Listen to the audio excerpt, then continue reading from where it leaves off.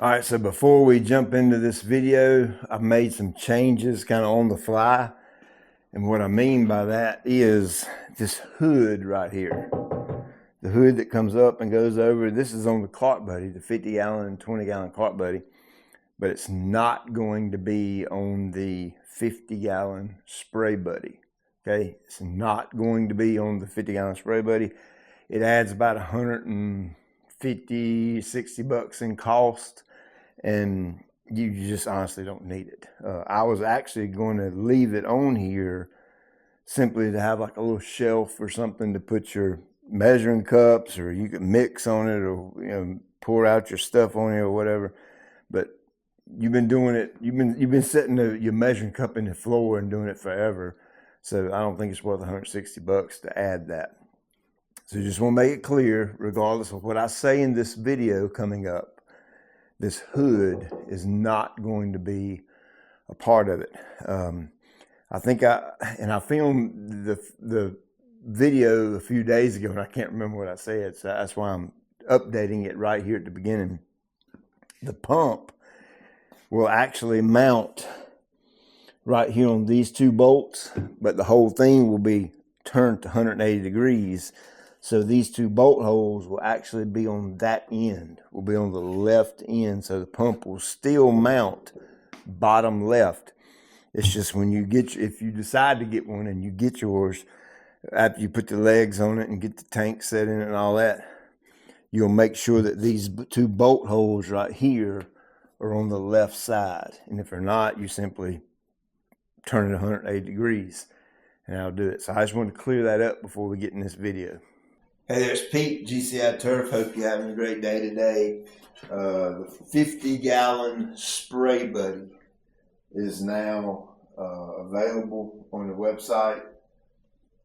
This is basically the cart buddy. You know, we got the 50 gallon cart buddy that has wheels on it, but this is a stationary system. Now, I had the cart buddy here. I started off with a 20 gallon cart buddy, then went to the 50 gallon cart buddy to show you that. And I'm rearranging my garage to be able to hopefully put a simulator in here so I can continue to hit balls and practice throughout the winter when it's super cold. I can bring a heater in here, heat the garage up, and I can hit all night long if I want to. So I need that space over there to move some stuff from over here to over there where my cart buddy used to sit.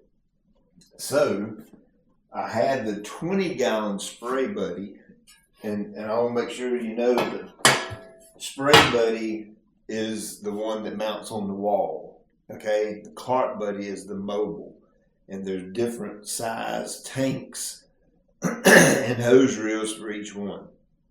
So I don't want it to get confusing. I had the 20 gallon spray buddy here, took that to shop. Probably this winter, I'm going to do a little yard sale, like an online yard sale for some different sprayers that I got and stuff that I just won't be using them anymore. I can't sell them as new because I haven't used them myself, obviously. So that'll be coming soon. But I just want to let you know that the difference is cart buddy has wheels, spray buddy mounts on the wall. Two little quick notes. One, the GCI Turf 3000 granular is now on the website for sale. You need to pay close attention to the item description, the product description, because it will tell you what states it's registered in. Okay, it's not registered in all states, so we legally cannot sell it to all states.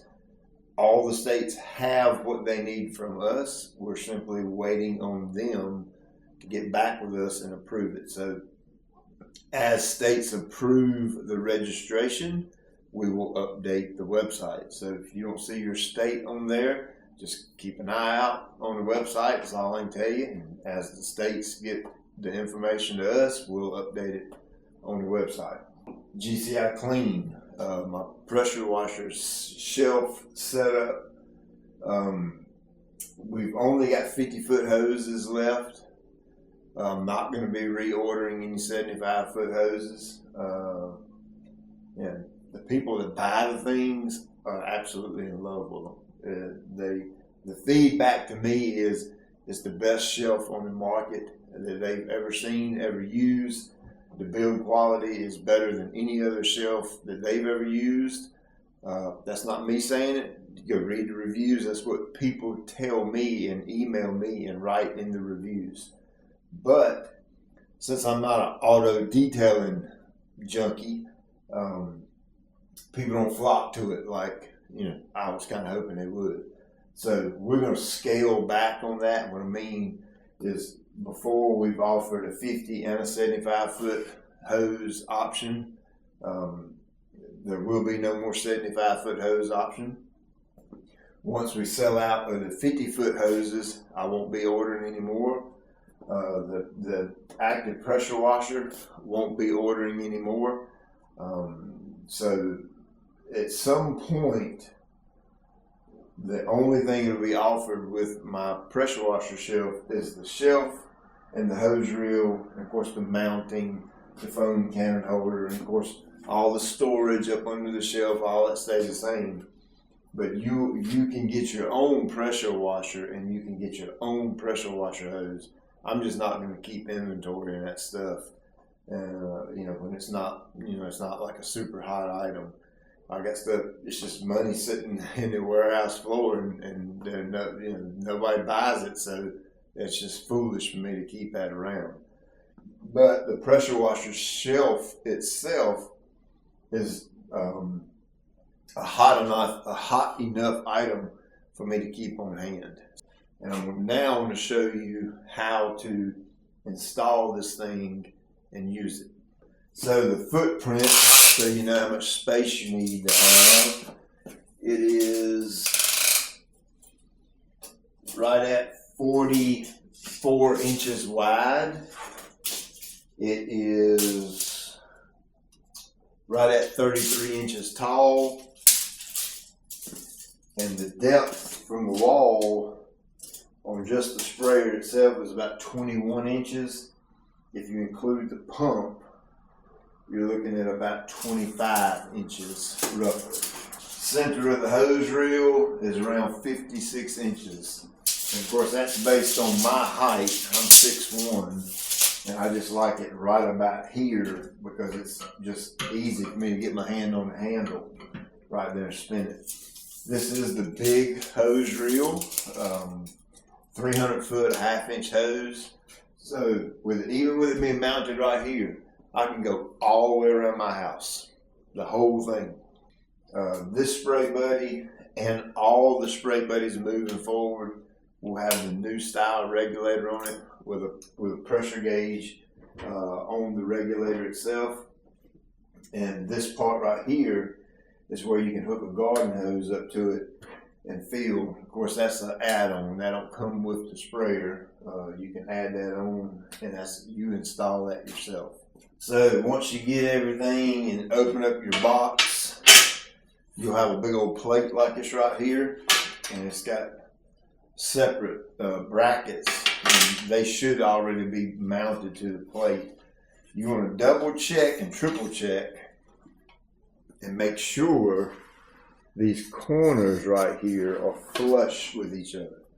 Okay, this is with the bolts in it. You might need to loosen the bolt up a little bit and square it up and tighten it back down. Once you do that, you find out where you're going to mount it. Okay, so you hold it up to the wall, and it's got 6 outer holes for the actual lag screws that we provide. All the hardware comes with this. And you hold it up, mark your holes, run your lag bolt straight into 2x4. It has to be mounted into a 2x4. Okay, this is on 16-inch center. So if you find your 2 2x4s, it should line up just right. You'll mount that on, and then you're going to take these 4 screws out, and these 2 pieces will be left on the wall, okay? the lag bolt actually bites into this portion right here. There's 3 on each side, so that'll be left on the wall. Take your plate off, then you'll set your hose reel down, and you'll see the 4 carriage hole bolts, and then you'll run the bolt in from the back side, and then you'll go in and put the nut on the hose reel itself in the washer. You do that in the floor, right? And once you get that on and get it kind of centered up, then you take your, I think it's 9/16 ratchet, a little small mini ratchet, and you can get in there and tighten those 4 up. So the hose reel will be mounted onto this plate solid. Once you do that, and you take the hose reel, the plate, and everything, and go boop, back on the wall and put it on the wall on these the spacer plates that were left on the wall, right? Then you put your washer and your nut on there, tighten it down, and then that joker's on the wall firm. It ain't going nowhere. The pump, you can see, mounts on the front with the pump bracket. It's just a couple of bolts. You bolt that on, pretty simple.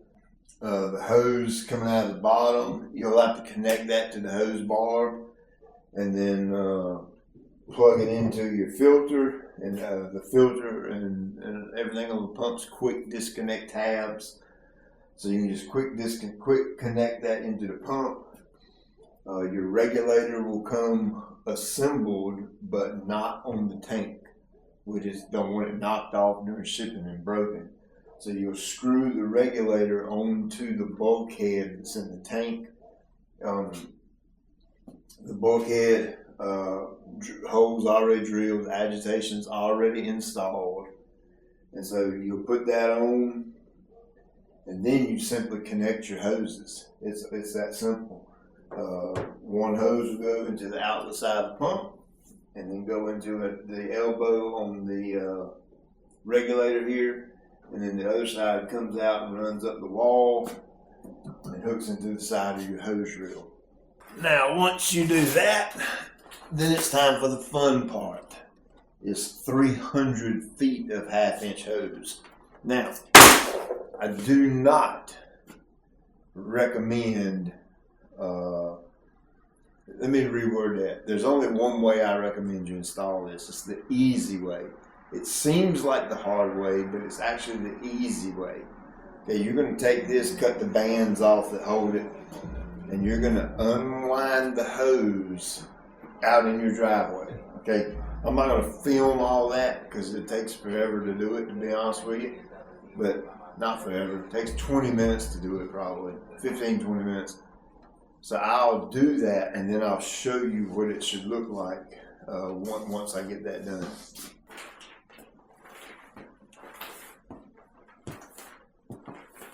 This is the least fun part about this.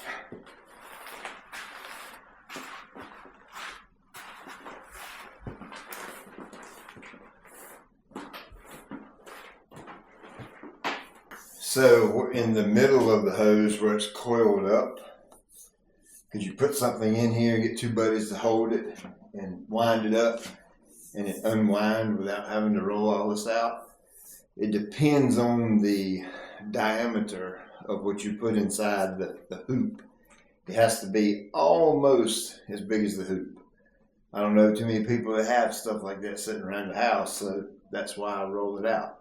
I don't even have something like that sitting around the shop. That's why every single hose we put on a spray truck gets rolled out like this.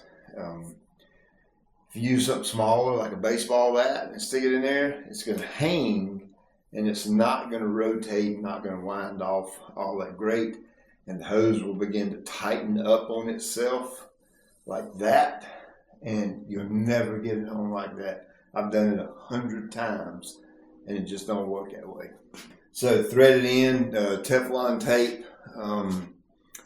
The way you should Teflon tape this is with hose in the left, Teflon tape on the right. And I like the Teflon tape to come off the top of the roll. I'm going to put that on and kind of, let me pull this off and get me a good clean break there.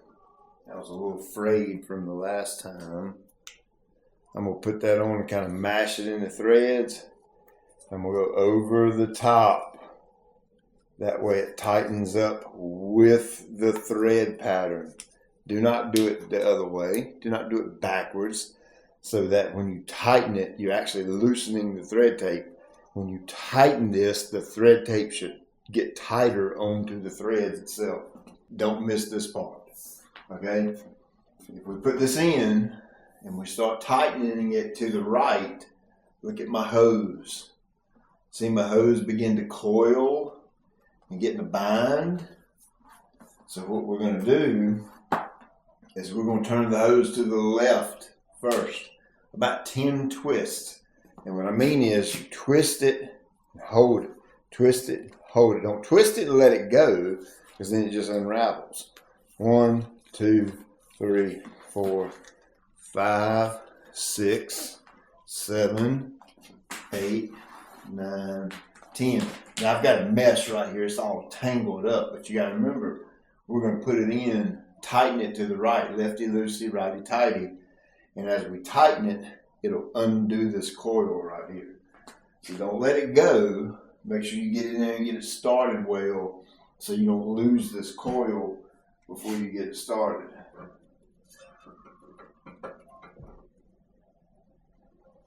There we go. She's in. Now look, as I tighten that up, I begin to lose that coil right there. So I think I may have turned it a few too many times. Maybe 7 or 8 twists to the left before you put it in. That's a 7/8 wrench. I don't have a 7/8 wrench here, so I'm just going to use an adjustable. Definitely want to get this good and tight right here.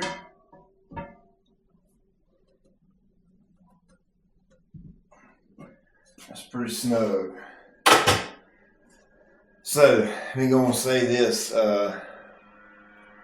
kind of insulted me, to be honest with you. I had maybe 4 or 5 different folks that bought one of these. I don't know if they were talking to each other or what. I doubt it. But they all emailed me a screenshot of the Hannay website. Well, this hose reel says it only holds this much hose.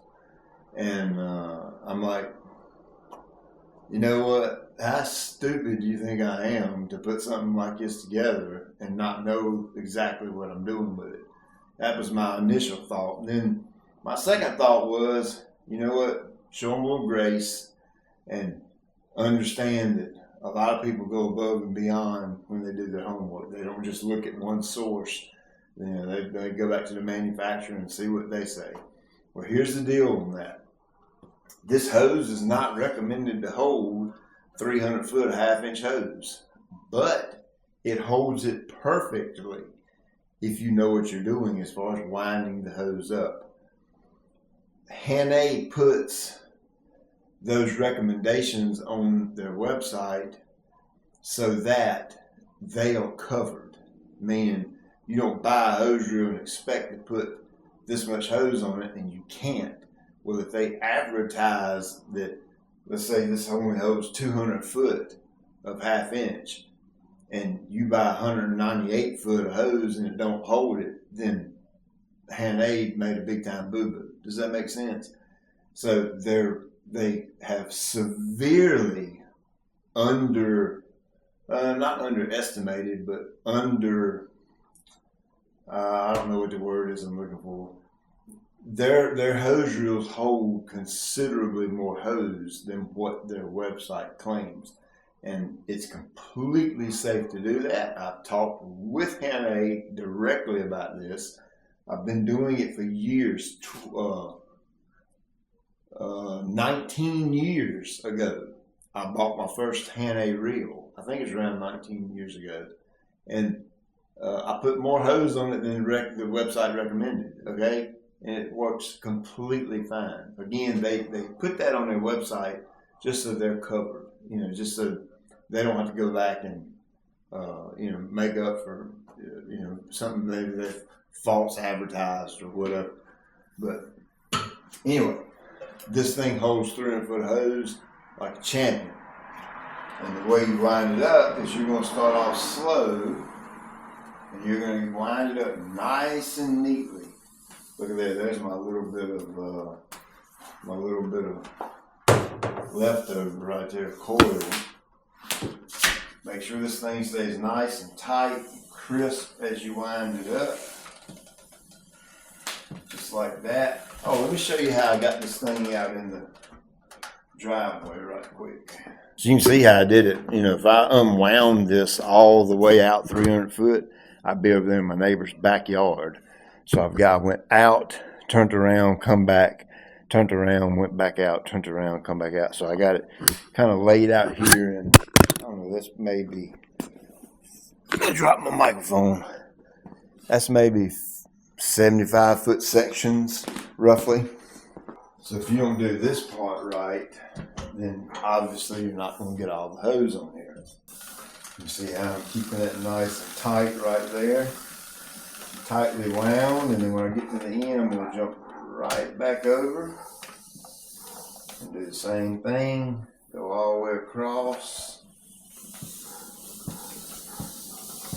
Once you do this a dozen times, you'll get pretty good, and you'll be able to wind it in pretty quickly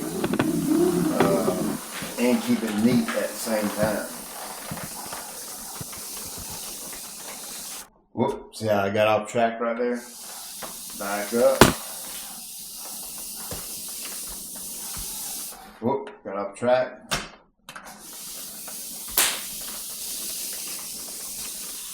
Alright, I'm getting close.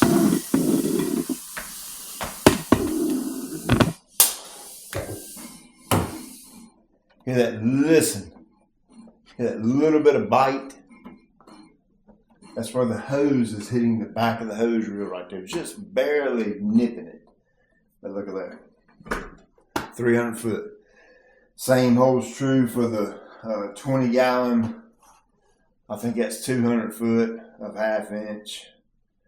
And the smaller one is 140 foot of 1/2 inch. And the same holds true for the 3/8. I'm not gonna sell you a hose that won't fit on the hose reel. It makes absolutely no sense for that to happen. So yeah, those emails kind of got under my skin a little bit, but after I thought about it and kind of chilled out on it, I was like, well, maybe they got a good point. So I want to make that clear that I'm just not going to sell you a length of hose that won't fit on the hose reel. That's just stupid. Let me go and say this while I'm at it.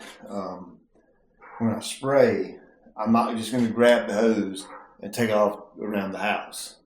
I'm going to get some hose out in the driveway, enough length to work around the house. Okay? When I'm done spraying, I will pull it all in the driveway so I have a nice straight line of hose before I wind it up.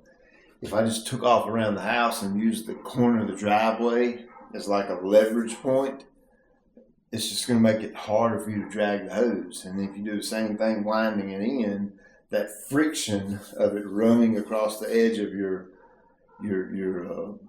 garage post right there, it's just going to make things harder. So just when you come back from spraying, pull it all out in the driveway, have it straight in a straight line kind of, and then wind it up. Now, because this is the larger hose reel, on the Cart Buddy, you can get the hose reel guide. That's the 4 rollers that the hose goes through, kind of helps you manage the hose a little bit. It will not work on the Spray Buddy version because the hose reel typically sits upright, and the hose reel guide mounts here, and the hose reel guide would be up under here. It just doesn't make any sense. So it's not going to work. So you use your hand to kind of help work it back and forth as you're winding up. Over here on the side, this side over here, it's got a lock where you can lock that into place and it will not spin. It's a solid fixed lock. And so you want to remember to undo that before you go to unravel your hose. over here, it has a brake on it, okay? Watch this.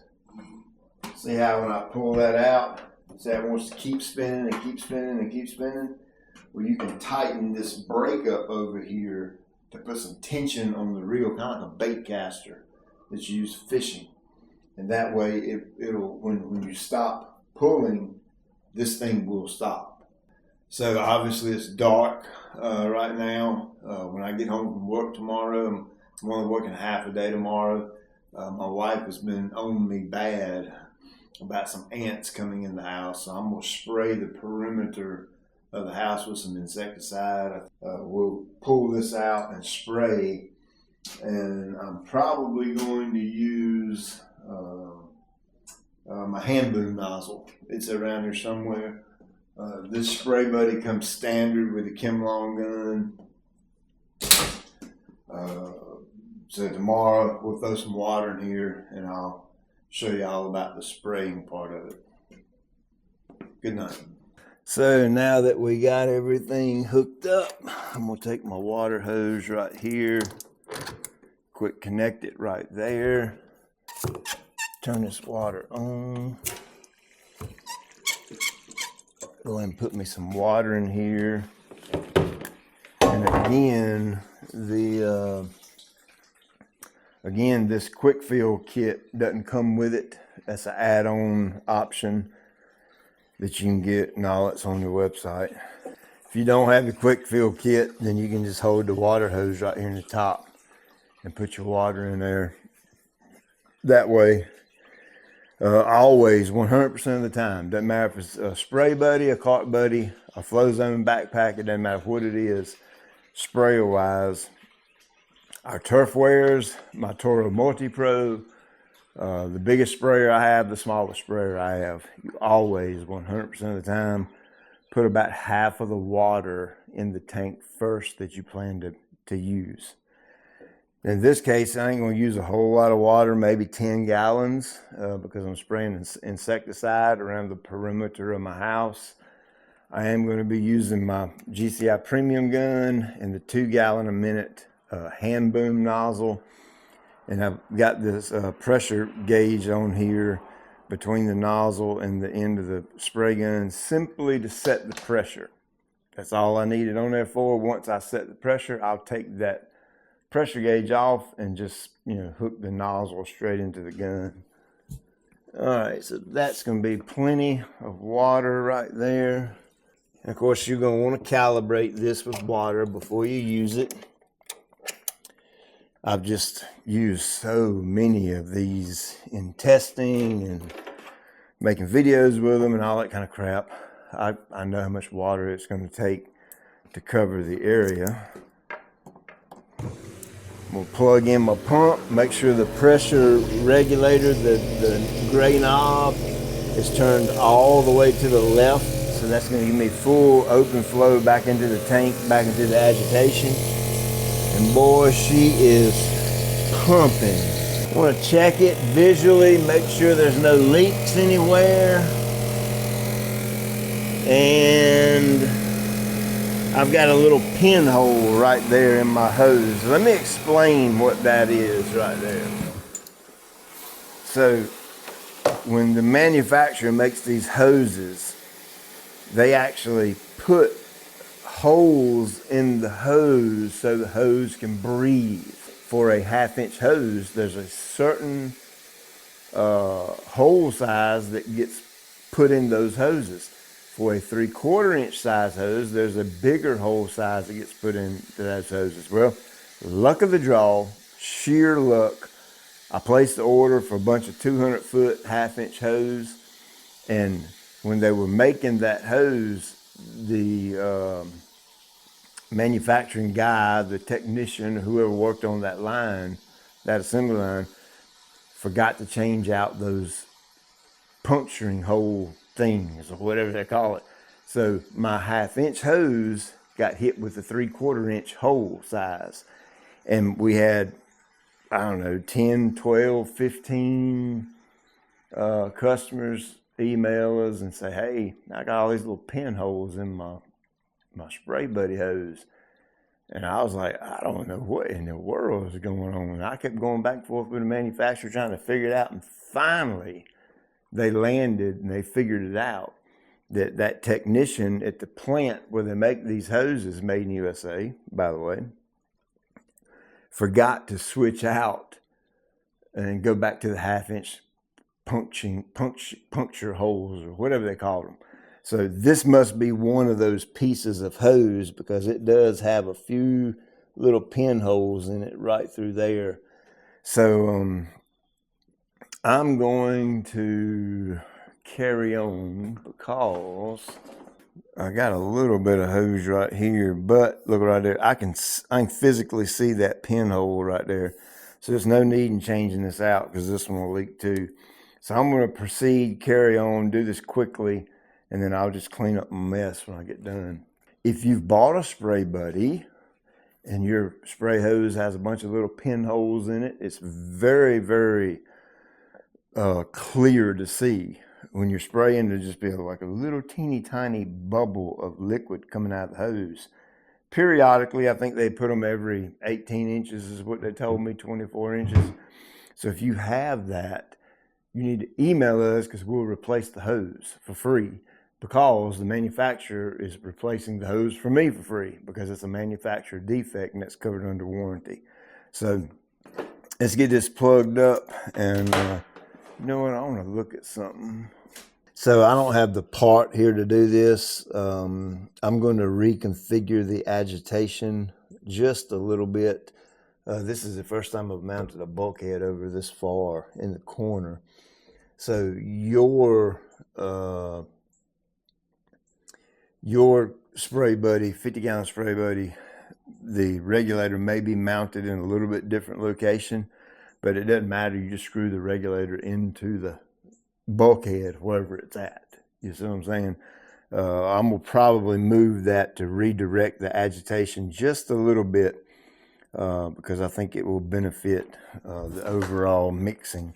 So let's get this plugged up again and get her going.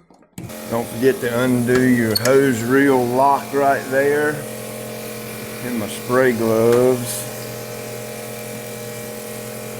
And I'm going to take off my nozzle, turn on the valve, listen to the air. So it's got to push the air out of the line. Obviously this is a brand new system. So it's got to push the air out of the line and get liquid to the end of the spray nozzle. You see I've got liquid coming out and it is rolling out. So I'm going to back that all the way back down. You can hear the agitation. Listen to it. It is absolutely rolling that water. All right, so now with the gun depressed, I'm using the hand boom nozzle. I've got my gauge right here. You want to be right around 30 PSI with the hand boom nozzle or the GCI wide spray nozzle. And with the 50 gallon, you have to use the 2 gallon a minute nozzles. If you use the 1 gallon, it's really going to spike the pressure up at the nozzle, and it's going to create a lot of mist and that kind of thing. So I've got the regulator completely turned all the way to the left. So I have full agitation in the tank, and I'm at about 32 PSI, which is ideal. So when I cut this off and quit spraying, I'm still got constant mixing. It's constantly agitating the entire time at full pressure. Now, of course, if you're using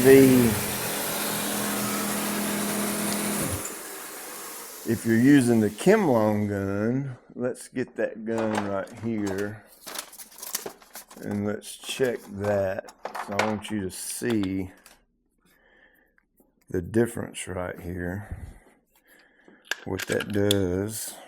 So we're going to pop that off, pop this off, drain the water out, snap in the Kimlong gun. Now if you want to use the blue nozzle with the Kimlong gun, of course the Kimlong gun comes standard with any spray buddy. Let's see right here. So with the blue Kimlon gun, I can crank this up just a little bit. So I'm at about 48-ish pressure, like almost 50 PSI pressure. That's at the pump. And over here at the Kimlon gun, I'm at 30 PSI. That's with the blue nozzle. And you can see that's rolling out of there. That will give you extremely good coverage. Let me find the yellow nozzle. So the yellow nozzle obviously is going to increase the flow to the gun here. Let's see what we need to be at on that. So here's where a lot of people are getting confused, okay? I'm just barely turning this up. At the regulator, I'm getting 30 PSI, and at the gun, it's reading 0 PSI. That's because there's no back pressure to build up to show pressure on the gauge, but look at how much liquid is rolling out of that thing.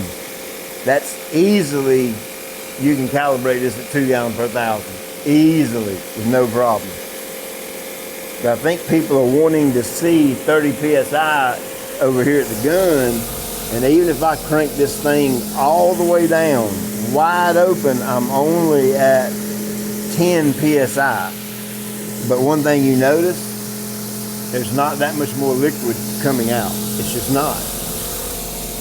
That's because the flow is, I reckon, is just right for this particular setup. So don't be alarmed if you have the gauge to test your PSI at the gun.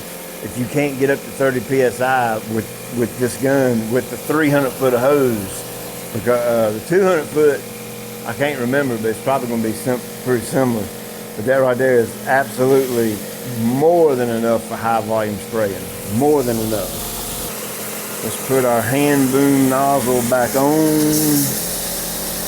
Set the PSI. Well, PSI set, it's wide open, remember? And now I'm just going to take the gauge off. By the way, all this is just water. That's all it is. You see it splashing on me.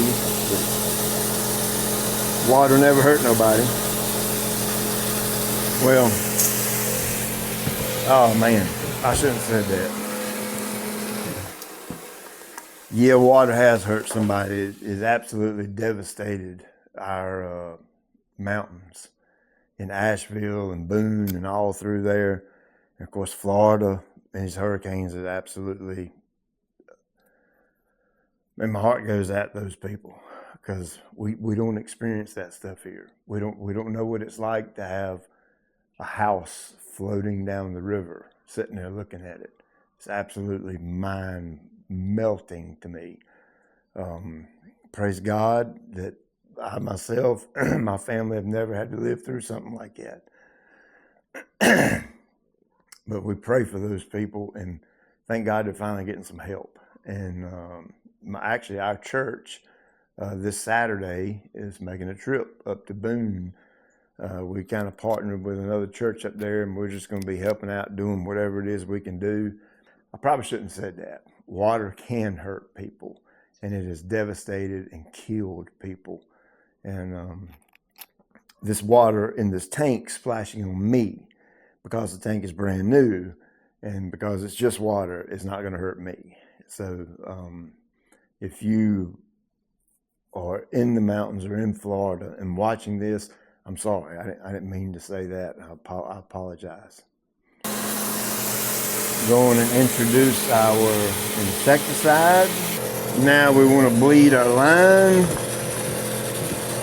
And what that's going to do is that's going to push the water that's in the hose back into the tank. And then once we get the finished solution to the end of the spray nozzle, then we're ready to go spray.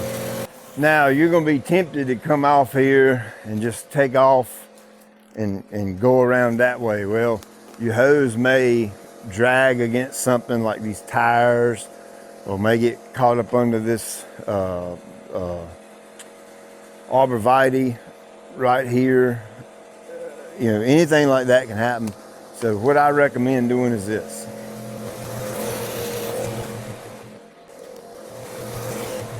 I think it's pretty obvious if you own a backpack sprayer, you could fill your backpack sprayer up and go around your house and not have to deal with the hose. I get that. But I wanted to show you that the Spray Buddy and Cart Buddy line of sprayers is more than just for spraying your grass, that you can spray about anything you want to spray with it. So let's get the hose and go around inside the house. Now if you'll notice right here, I'm gonna grab a chunk of hose, grab my gun. This shade over here is starting to catch up with me. Watch when I get right about here. See the grass starting to thin out right here? That's like super compacted. Look at that, the ground's even cracking.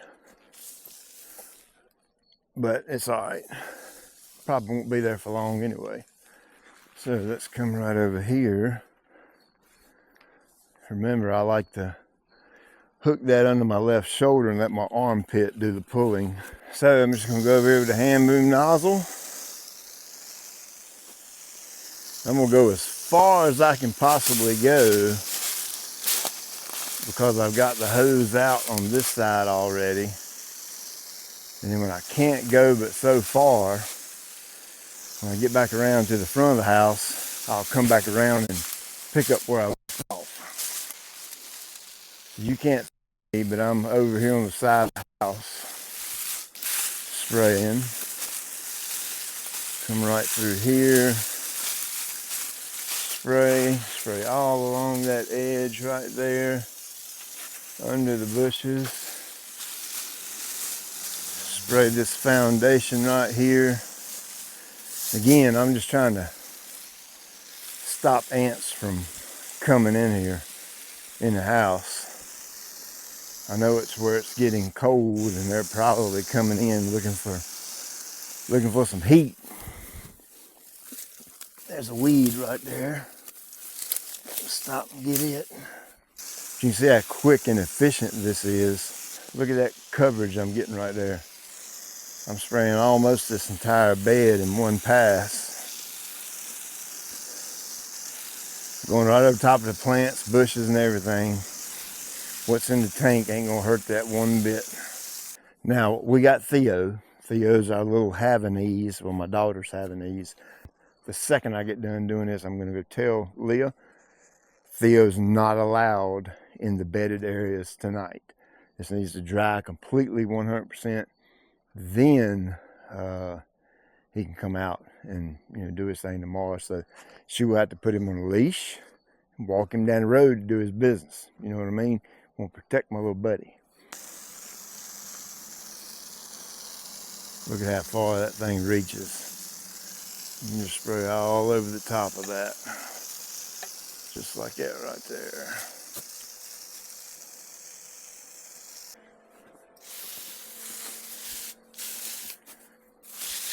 Get all behind these bushes.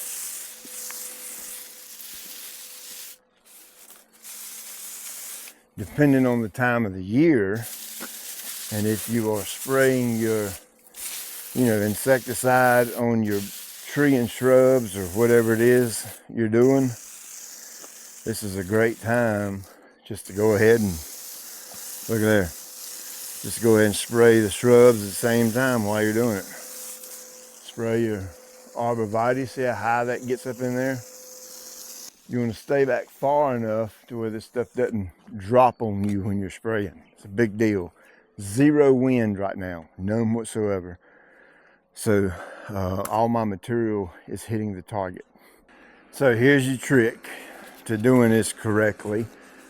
When you got your hose around the house and you pull your gun back, let's say half the hose is kind of wrapped around the corner, don't do it that way. Don't break your back trying to wind this in, because you're going to be winding that reel in and you're going to be fighting against the friction of that hose laying in the grass, trying to get it around the corner. This is all hose management stuff, is all this is. So what I like to do, we even do this on our spray trucks. You know, instead of letting the reel bring the hose back to you, you know, weaving in and out of fences and gates and backyards or whatever, we pull all the hose back, dump it in front of the truck.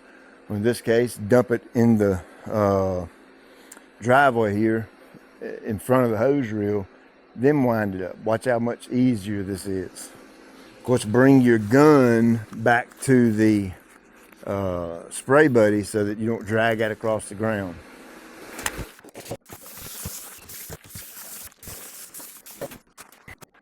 And that little bit of residue that's in the tank, it might be a quarter gallon or something left in the bottom of the tank.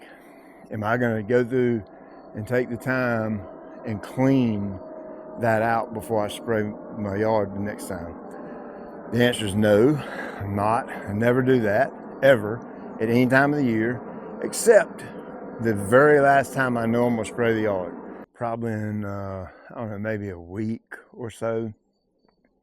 I'm going to probably come out here and hit the yard with a little dose of 2000, a little bit of GCI iron, and a little bit of GCI calcium, just to get a little pop going for Thanksgiving. Something quick and fast and get it jumping so it looks good for not Thanksgiving, Halloween. You know, a bunch of people be riding up and down through here, all that trick-or-treat stuff, doing that. I want the yard to be popping for that. And that will more than likely be the last time I spray the yard for this year. You know, my new GCI 3000 granular, that's what I'm using for my winterizer fert, which I'll go down mid-November-ish, sometime like that with it, for my last actual fertilizer application of the year. As far as my last liquid goes, sometime a little bit before Halloween when I spray the GCI 2000 calcium and iron. That'll be my last liquid. And then yes, I will take and run fresh water through it, pump you know, whatever nutrient or whatever is in there in the hose, pump it out on the yard, get rid of all that until I have nothing but fresh water in the whole entire system. Then I will blow that out, clean it out, winterize it, more than likely take the pump off because it's all quick disconnect. I'll take the pump off and set it on a shelf in a closet somewhere.